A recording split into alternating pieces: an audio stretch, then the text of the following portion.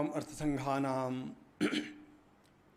रसानां छन्दसामपि मंगलानां च कर्तारौ वन्दे वाणी विनायकौ। नमामि सद्गुरुं शान्तं सच्चिदानन्दविग्रहं पूर्णब्रह्मपरानन्दम् ईशमानन्दिवल्लभम्। माधुर्यरसकल्लोलां शिवशक्त्यैकरूपिणीम् अमृतानुभवार्थाय वन्दे ज्ञानेशनन्दिनीम्। योगेन चित्तस्य पदेन वाचां मलं शरीरस्य च वैद्यकेन योपाकरोत्तं प्रवरं मुनीनां पतंजलिं प्राञ्जलिरानतोऽस्मि। भगवान पतंजलि की उंगली पकड़ करके हम लोग आत्म साक्षात्कार के मार्ग पर चल रहे हैं और इस कैवल्य की प्राप्ति तक हम लोगों को जो रास्ता तय करना है, उस मार्ग में आरंभ में ही अभ्यास शुरू करने पर अनेक विक्षेप खड़े हो जाते हैं। उन विक्षेपों को दूर करने का प्रकरण चला है और उसमें किस प्रकार हमारी मनस्थिति को बदलने से हम लोग अपने चित्त को प्रसन्न रख करके इन विक्षेपों को टाल करके चित्त की एकाग्रता के यानी योग के मार्ग पर आगे बढ़ सकते हैं। इसको हमने देखा।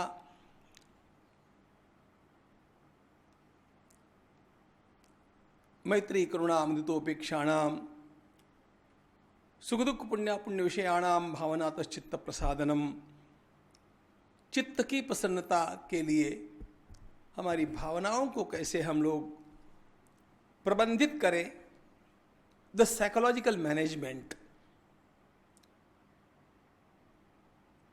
सारा संसार किस ढंग से जा रहा है यह देखना साधक का विषय नहीं है। मुझे अपने चित्त को सुरक्षित रख करके भगवान के मार्ग पर आगे कैसे बढ़ाना, यह साधक का विषय है। और इसमें मन का उपयोग करते हुए कैसे आगे बढ़ा जाए, ये देखा। अब इस मन का एक सहकारी है प्राण। उस प्राण का उपयोग कैसे किया जाए ये बतलाते हैं और सूत्र देते हैं भगवान पतंजलि। प्रच्छदन विधारणाभ्याम वा प्राणस्य। अपने चित्त को पुनः प्रसन्न रखने के लिए और अपने मार्ग पर आरूढ़ रखने के लिए, विक्षेपों को टालने के लिए वे कहते हैं हमारे प्राण की गति की ओर ध्यान दिया जाए। और दो शब्द उनके द्वारा प्रयुक्त है, प्रच्छर्दन और विधारण। प्रायः हम लोग प्राण से अपने श्वास प्रश्वास को ग्रहण करते हैं और श्वास प्रश्वास को नियंत्रित करने का रूप ही प्राणायाम है। इसलिए हम लोग श्वास प्रश्वास को ही, इस वायु को ही प्राण मान करके चलते हैं, जो कि वास्तविक बात नहीं है। वायु अलग चीज है, प्राण अलग चीज है। इतना अवश्य है कि वायु को नियंत्रित करने से प्राणों का भी नियंत्रण होता है। टीवी चलाना हो या आगे पीछे करना हो या एसी को कम अधिक करना हो तो हम रेगुलेटर का उपयोग करते हैं। रेगुलेटर एसी नहीं है या टीवी नहीं है, लेकिन उसको नियंत्रित करने से वो नियंत्रित होता है। उसी प्रकार जैसे रिमोट का उपयोग हम करते हैं, उसी प्रकार श्वास प्रश्वास का उपयोग करके हम प्राण को नियंत्रित करें, प्राण को संतुलित रखें। यह बात अत्यंत आवश्यक है। हमने आरंभ में एक बात देखी थी थोड़ी सी, कि हमारा जो व्यक्तित्व है यह पंचकोशात्मक है। केवल बाहर से दिखने वाले व्यक्ति ही हम नहीं होते हैं। हमारे भीतर 5 स्तर है, 5 आवरण हैं, जिनको 5 कोश कहा गया। अन्नमय कोश, प्राणमय कोश, मनोमय कोश, विज्ञानमय कोश, आनंदमय कोश। इनके बारे में पहले मैंने बतलाया है, इसलिए पुनः आवृत्ति करने की आवश्यकता नहीं। लेकिन यह प्राणमय कोश अत्यंत महत्वपूर्ण है।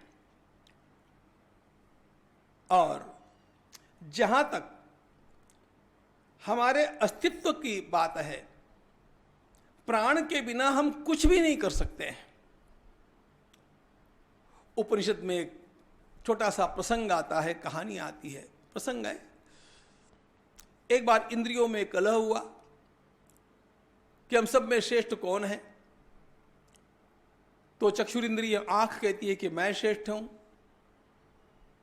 तो जिह्वा कहती है कि मैं श्रेष्ठ हूं, श्रोत्रेंद्रिय कान कहता है कि मैं श्रेष्ठ हूं।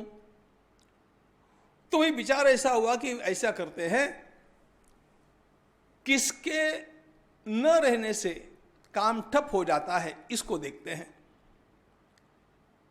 तो कुछ दिनों के लिए चक्षुरिंद्रिय को बंद कर दिया जाए। चलो, चक्षुरिंद्रिय आंख बंद हो गई तो दिखना बंद हो गया, लेकिन काम चलता रहा। उसके पश्चात कुछ समय के लिए सुनना बंद हो गया तो काम चलता रहा। एक एक इंद्रिय जाती है, उसके बिना कुछ अड़चन तो होती है, लेकिन काम ठप नहीं होता है पूरा।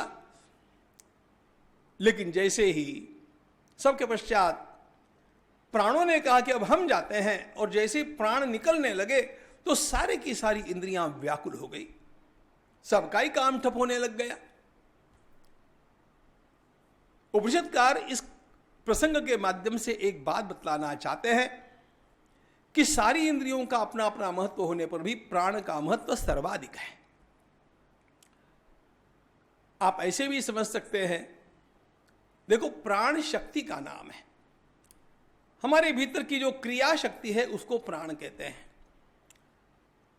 हमारे घर में विद्युत आती है, बिजली, और बिजली से गीजर में पानी गर्म होता है, हीटर से रूम गर्म हो जाता है, एसी से कमरा ठंडा हो जाता है, और टीवी दिखने लग जाता है।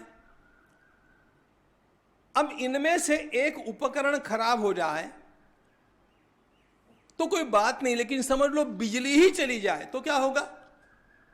सारा घर ठप हो गया। अरे पानी ऊपर चढ़ता नहीं है, मशीन चलती नहीं है, घर ठप हो गया।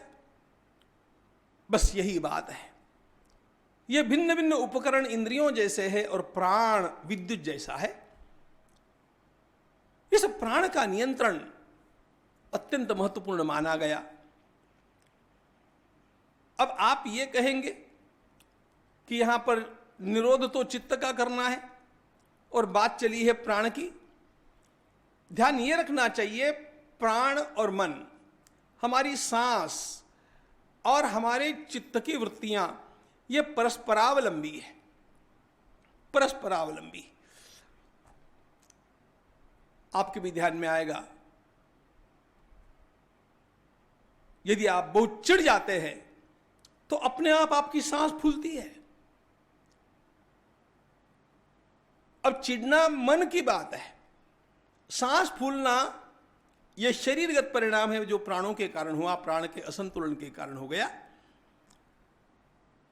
तो जिसके प्राण असंतुलित हो गए उसका मन भी अशांत होगा, और जिसका मन असंतुलित होगा, बेचैन होगा, उसके प्राण भी अस्थिर होंगे। यह सीधी सीधी बात है। यह सी सॉ जैसा खेल है, इसको ध्यान में रखना चाहिए। द्वे बीजे चित्त वृक्षस्य, शास्त्रकार कहते हैं, एक प्राण और एक वासना यानी चित्त, ये दोनों परस्परावलंबी है। और इसीलिए प्राण को यदि स्थिर कर लिया जाए तो चित्त को स्थिर करना आसान होता है। सीधे सीधे एक बात आपको बतलाता हूं। हमारे यहां पर योग की जो शाखाएं हैं उसमें एक हठ योग है, एक राजयोग है। राजयोग या ध्यान योग है जो भगवान पतंजलि बतलाते हैं, और हठ योग प्रदीपिकाकार ने जो बतलाया है, जिसमें विभिन्न प्रकार के आसन हैं आदि, षटकर्मादिक है और बहुत सारी बातें हैं जो शरीर को निरोग शुद्ध रखती है। उतने सारे आसन आसन पतंजलि ने नहीं बतलाए। पतंजलि ने तो केवल ध्यानोपयोगी आसन बतलाया है, लेकिन हठयोग प्रदीपिकाकार शरीर को शुद्ध करके निरोग करके प्राण की स्थिरता सिखाते हैं। और यहां पर ध्यान के माध्यम से प्राण कैसे स्थिर होगा यह भी देखा जाता है। हठयोग प्रदीपिकाकार ने एक बात बड़ी सुंदर कही, केवलम राजयोगाय हठ विद्योपदिश्यते। हठ योग के माध्यम से भी आखिर जाना है राजयोग में, इस ध्यान योग में। एक महात्मा ने बड़ी सुंदर बात एक कह दी, यदि हम मन का नियंत्रण करते हैं और उसके कारण प्राण स्थिर हो जाते हैं तो उसे राजयोग कहते हैं, और यदि हम प्राणों को स्थिर कर लेते हैं उसके माध्यम से मन अपने आप स्थिर हो जाता है तो उसे हठयोग कहते हैं। यह परस्पर पूरक है, ध्यान रखना। अब यहां पर प्रच्छर्दन विधारणाभ्याम वा प्राणस्य, ऐसा जो भगवान पतंजलि का सूत्र है, इसमें भगवान पतंजलि ने प्राणायाम के लिए उपयोगी एक नाड़ी शुद्धि की क्रिया बतलाई है। वास्तव में यहां पर जो कहा गया है यह प्राणायाम नहीं है, यह प्राणायाम के लिए उपयोगी नाड़ी शुद्धि की क्रिया है और उतनी यहां के लिए पर्याप्त है। बाकी प्राणायाम का विचार उन्होंने साधन पाद में विस्तार से किया है, जिसको हम बाद में देखेंगे, जो बड़ा महत्वपूर्ण है। यहां पर जो उन्होंने बतलाया है वह इतना ही है कि प्रच्छर्दन करो और विधारण करो। प्रच्छर्दन का अर्थ है उच्छ्वास, और विधारण सांस को आपने एकदम से बाहर छोड़ा, अब उसको बाहर रोक दो, इसको कहते हैं बहिर्कुंभक। यहां पर केवल दो ही बातें हैं, प्रच्छर्दन विधारणाभ्याम वा प्राणस्य। आजकल आप लोग थोड़ा कपालभाति जानते हैं ना, यह कपालभाति जैसा ही है। कपालभाति में रेचक नहीं करना है, केवल गलती हो गई, कपालभाति में पूरक नहीं करना है, केवल जोर से रेचक करना है और थोड़ा रुक जाना है, बहिर्कुंभक करना है। यह जो है यह रेचक है, लेकिन यह रेचक वेग से किया गया और थोड़े समय के लिए रोक दिया गया। यह कपालभाति जैसी क्रिया जो नाड़ी शुद्धि के लिए अत्यंत उपयोगी है, यदि हम इसको करते रहते हैं तो अपने आप हमारे चित्त के विक्षेप दूर होने में बड़ी सहायता होती है। आप करके देख सकते हैं। अनेक बार लोग ऐसा कहते हैं कि जब करते समय, ध्यान करते समय आलस्य आता है, कभी निद्रा जैसी भी स्थिति हो जाती है, क्या करना चाहिए? यह बिल्कुल सरल उपाय है।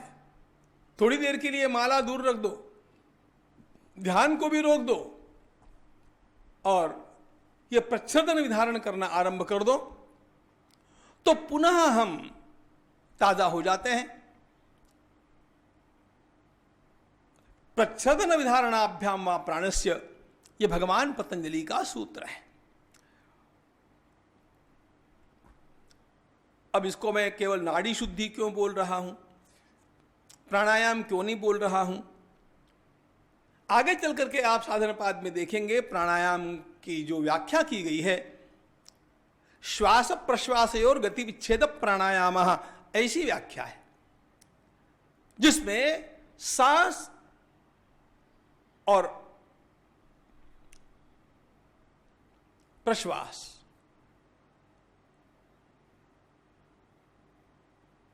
सांस लेना और सांस छोड़ना, इन दोनों की गति का विच्छेद जब करेंगे तब उसको प्राणायाम संज्ञा प्राप्त होगी। सीधे सीधी भाषा में बोलना हो तो जब तक थोड़ा सा तो भी कुंभक नहीं, तब तक उसे प्राणायाम या संज्ञा प्राप्त होती नहीं। तब तक यह केवल नाड़ी शुद्धि के प्राथमिक प्रयोग है। हमारी कपालभाति भी नाड़ी शुद्धि का प्रयोग है। अब लोगों के ध्यान में आने के लिए उसको गौण अर्थ में प्राणायाम कह दिया जाए तो कोई आपत्ति की बात नहीं है, लेकिन हठयोग प्रदीपिकाकार ने भी और यहां पर भी इनको मूल प्राणायाम में ग्रहण नहीं किया है। मूल प्राणायाम कैसा होता है बाद में इसका विस्तार से हम वर्णन देखेंगे, लेकिन इतना समझ लो कि जब चार बातों में एक विशिष्ट क्रम होता है तब जाकर के उसे प्राणायाम कहते हैं। पहली बात है पूरक, दूसरी बात है अंतःकुंभक, तीसरी बात है रेचक और चौथी बात है बहिकुंभक। यानी पूरक इसका अर्थ है सांस को अंदर लेना भरना, कुंभक का अर्थ है उसको भीतर रोकना, रेचक का अर्थ है उसको छोड़ना और छोड़ने के पश्चात उसको बाहर ही रोकना, तुरंत ग्रहण नहीं करना, इसको कहते हैं बहिकुंभक। अब यह पूरक, अंतःकुंभक, रेचक और बहिकुंभक ये भी विशिष्ट मात्रा में जब हो गए तब जाकर के उत्तम प्राणायाम कहलाएगा। उनकी मात्रा क्या होती है? उनकी मात्रा केवल समझने के लिए समझ लीजिएगा, आगे चल करके ये बातें विस्तार से भी आएगी। जितना रेचक और जितना पूरक है उससे 4 गुना अधिक हमारा कुंभक होना चाहिए और उस रेचक से, फिर गलती हो गई, उस पूरक से 2 गुना रेचक होना चाहिए और 2 गुना बहिकुंभक होना चाहिए। इसका अर्थ है 1 4 2 2, पूरक 1, अंतःकुंभक 4, रेचक 2 और बहिकुंभक फिर 2। इतना जब होगा तब जाकर के वह एक प्राणायाम कहलाता है। अब इतना करने के लिए, इतना साध्य करने के लिए, इतना सहजता से करने की पात्रता आने के लिए बहुत दिनों तक करना पड़ता है। इसलिए पहले इसका प्रमाण 1 1 1 1, 1 2 1 1, 1 3 2 2, फिर 1 4 2 2, इस प्रकार धीरे धीरे बढ़ाना होता है। यह तो मैं केवल आपके सामने आपका ध्यान आकृष्ट करने के लिए बोल रहा हूं, बाकी ये सब बातें किसी प्रशिक्षक के पास, गुरु के पास रहकर के सीखनी चाहिए, यह आवश्यक है। अब इसमें भी यह प्रयोग सगर्भ भी होता है, अगर्भ भी होता है। सगर्भ का अर्थ है जब ये प्राणायाम इसका पूरक हम करते हैं, कुंभक करते हैं, उस समय किसी इष्ट का अथवा मंत्र का मन से ध्यान करना, और अगर्भ होता है इस प्रकार का कोई ध्यान आदिक नहीं करना। ऐसा जब होगा, चाहे सगर्भ हो चाहे अगर्भ हो, सगर्भ करना अधिक अच्छा है लेकिन अगर्भ भी हो सकता है। इस प्रकार से जब इस प्राण को संतुलित करने का अभ्यास आसन पर शांति से बैठ करके दीर्घकाल तक किया जाता है, तब जाकर के हमारे चित्त के विक्षेप नष्ट हो जाते हैं। तस्मिन सती श्वास प्रश्वास और गति विच्छेद प्राणायाम, ऐसा कहा। तस्मिन सती यानी आसन पर बैठ करके ही ये करना है। जम करके स्थिरता से आसन पर बैठ करके जब इस प्रकार का आरंभ में हम प्रच्छर्दन विधानाभ्याम प्राण से इसके अनुसार प्रच्छर्दन करते हैं, सांस एकदम छोड़ते हैं और उसको बाहर रोकते हैं, फिर वही करते हैं जैसा कि आप कपालभाति में करते हैं। ऐसा करते करते आपके चित्त के विक्षेप दूर होकर के ध्यान के लिए हम योग्य हो जाते हैं और ध्यान से ही आगे चल करके हम लोग धारणा आदिकों के लिए योग्य हो जाते हैं। धारणा, ध्यान और समाधि पहले ध्यानाभ्यास के लिए योग्य होते हैं, तब जाकर के धारणा, ध्यान, समाधि का अंतरंग अभ्यास आरंभ होता है। उसके लिए जो आवश्यकता है चित्त के विक्षेपों को दूर करने की, उसके लिए प्राण का नियंत्रण कितना आवश्यक है, कैसे उसको करना चाहिए, इसका प्रारंभिक उपाय हम लोगों ने देखा। ज्ञानेश्वर महाराज।